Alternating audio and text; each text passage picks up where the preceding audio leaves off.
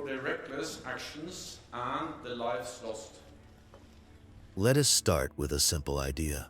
Imagine the group of people forming a club for safety, and they promise that if anyone attacks one of them, everyone in the club will come to help. Now imagine a person living outside that club who watches it grow and spread closer to his home every few years. He begins to feel surrounded, and one day he prepares for a fight because he believes the club is closing in on him. That club is NATO, and the person who felt surrounded is Russia. Many people say Russia began the war with Ukraine out of aggression, yet others believe NATO's actions over the years created the fear that led to this war. Understanding NATO's expansion. After World War II, NATO was formed to stop the Soviet Union from spreading its power across Europe. It started with 12 countries, and after the Soviet Union collapsed in 1991, NATO began expanding eastward. Countries that were once part of the Soviet Union or supported it joined NATO one after another. From Russia's point of view, it looked like an enemy army, moving closer every decade, and by 2004, NATO had reached its borders through countries like Estonia, Latvia, and Lithuania.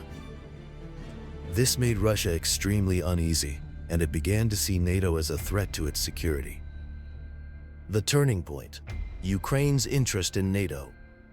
For many years, Ukraine stayed between Russia and Europe. It traded with Russia, but also tried to build closer ties with Western countries. When Ukraine began to talk about joining NATO, Russia saw that as crossing its final red line. In 2008, NATO announced that Ukraine and Georgia would become members someday. No date was given, but the statement alone made Russia furious. Russian leaders said it was a direct threat to their safety and warned that it would lead to serious consequences if NATO continued to move east. The domino of distrust.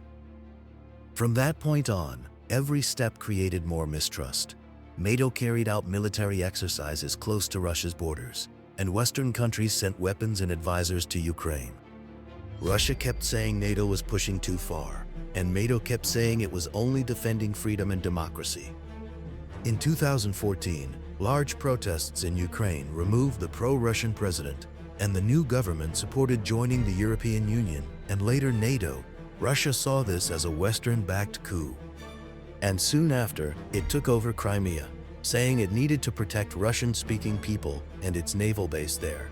That event destroyed whatever trust was left between Russia and NATO. Russia's demands before the war. In 2021, just before the invasion, Russia sent formal demands to NATO. It asked for a guarantee that Ukraine would never join the alliance and for NATO to remove troops and weapons from countries near Russia. NATO rejected those demands and said every country had the right to choose its own partners and alliances. When Russia received that answer, it believed all diplomatic options had failed. And only 3 months later, Russian troops entered Ukraine. The argument that blames NATO. People who blame NATO say its expansion created deep fear inside Russia.